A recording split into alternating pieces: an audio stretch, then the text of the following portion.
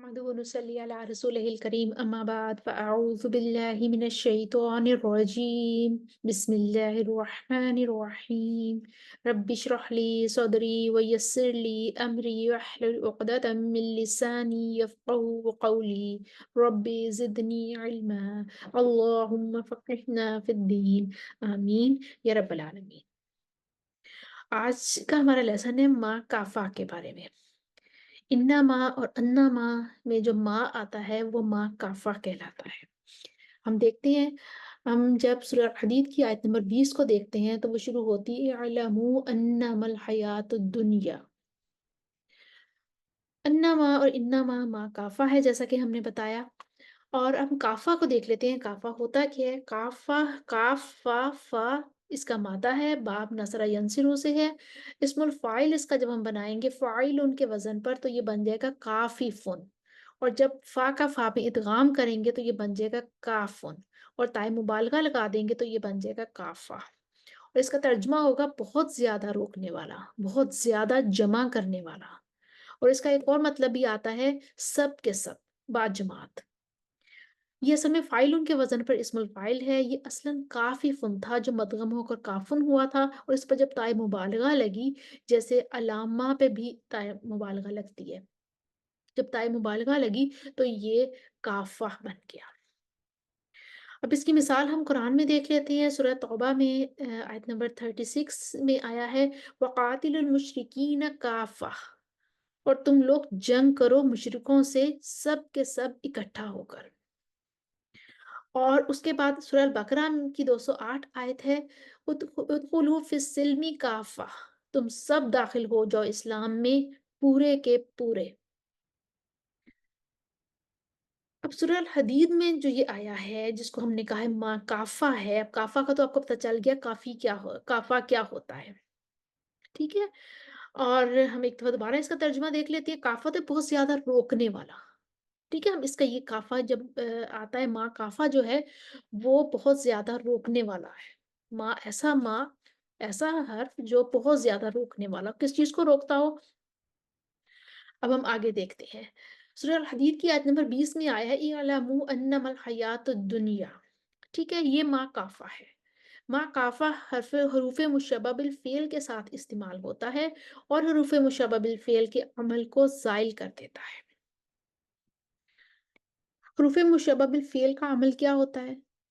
ये हरूफ मुशब्बह bill fail जो होते हैं ये जुमला इस्मिया पर दाखिल होते हैं और मुब्तदा को नस्ब देते हैं और ख़बर को रफ़ा देते हैं। ख़बर रफ़ा ये होती है उसको एज़ इट इज़ रहने देते हैं और मुब्तदा को ये नस्ब कर देते हैं। आम ज़ुबान में ये कह सकते हैं कि इनकी वजह से मुब्तदा हालत नस्ब में चला जाता है और ख़बर हालत रफ़ा में ही रहती है। इसके एराब में कोई तब्दीली वाक़या नहीं होती। लेकिन जब हरूफ मुशब्बह बिल फ़ेल के साथ मा काफ़ा लगता है तो इनका जो मुब्तदा को हालत नस्ब में तब्दील करने वाला अमल है वो ख़त्म हो जाता है, ठीक है। जब हरूफ मुशब्बह बिल फ़ेल के साथ हम मा काफ़ा लगा देते हैं तो जो हरूफ मुशब्बह बिल फ़ेल मुब्तदा को हालत नस्ब में लेके जाते हैं उनका वो अमल ख़त्म हो जाता है। उनके अमल को ये मा काफ़ा रोक देता है, यानी इस असर को ख़त्म कर देते हैं, रोक देते हैं, इसलिए इनको मा काफ़ा कहते हैं। इन्ना और अन्ना ये दो खास हरूफ मुशब्बह बिल फ़ेल हैं। अन्ना जब जुमले के शुरू में आता है तो जुमले को मुफ़रद के मुकाम पर कर देता है। ये सिर्फ अन्ना की खासियत है कि वो जुमले को मुफ़रद के मुकाम पर कर देता है। इन्ना जुमला इस्मिया पर आता है और इन्ना के दाखिले के बाद जुमला जुमला ही रहता है। ये अन्ना और इन्ना में एक बड़ा फ़र्क है। अब हम देखते हैं जो हमने पढ़ा सूरह अल हदीद की आयत नंबर 20 में अन्ना मल हयातुद दुनिया, ठीक है। जैसे कि हमें मालूम है कि इन्ना और अन्ना ये हरूफ मुशब्बह बिल फ़ेल हैं और जब ये जुमला इस्मिया पर दाखिल होंगे तो जुमला फ़ेलिया के दो अज्जा मुब्तदा और ख़बर होते हैं। जो इन्ना और अन्ना के दाखिले के बाद मुब्तदा और ख़बर नहीं रहते बल्कि इन्ना और अन्ना के अस्मा और उनकी ख़बर ही कहलाते हैं। का टाइटल भी चेंज हो जाता है। अब हमने पढ़ा अन्नमल हयातुद दुनिया, अन्ना का इसम होगा अल हयातुद दुनिया। और माँ अंदर ना होता, अगर माँ ना होता, अगर सिर्फ होता अन्नल हयातुद दुनिया اگر ماں اندر نہ ہوتا تو یہ ایسے ہونا تھا الحیات الدنیا، ٹھیک ہے نا؟ موصوف اور صفت دنیاوی زندگی ہے، حیات جو ہے وہ موصوف ہے، دنیا اس کی صفت ہے۔ اس ماں نے آ کر انا کے اثر کو ختم کر دیا۔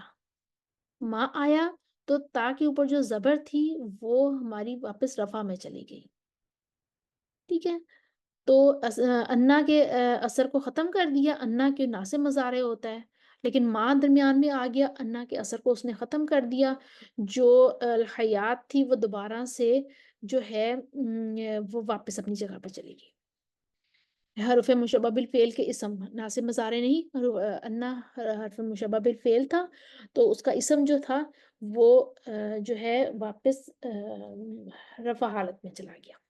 انا کا اسم جو ہے وہ انا اپنے اسم کو نسب دے دیتا ہے جو کہ اس نے نہیں دی ماں کی وجہ سے، اور یہ کرنے سے پتا چلا کہ اس میں حصر کا اسلوب آ جاتا ہے۔ ماں جب اندر آیا تو اس سے حصر کا اسلوب پیدا ہو گیا، لہذا اسم اسی طرح حالت رفع میں استعمال ہو رہا ہے۔ انا کی خبر آگے آئے گی، انا اس کو مفرد کی تحویل میں لے کر آ رہا ہے، یعنی مصدر کی تحویل میں لا رہا ہے، اور اس طرح سے ہم نے دیکھا کہ یہ ہمارے پاس جو ہے انا مل حیات دنیا بن گیا، یعنی کہ ماں کافہ آنے سے جو انا کا اثر تھا، انا نے اپنے اسم کو جو مبتدا تھا، انا کا جو اسم تھا اس کو نصب حالت میں جو لے کے جانا تھا اس نے وہ عمل نہیں کیا، ماں کافہ نے اس کو وہ عمل کرنے سے روک دیا، اس لیے ماں نے اس کو وہ عمل کرنے سے روک دیا، اس وجہ سے ہم کہتے ہیں یہ ماں کافہ ہے، اور یہ حصر کا اسلوب پیدا کرنے کے لیے آتی ہے۔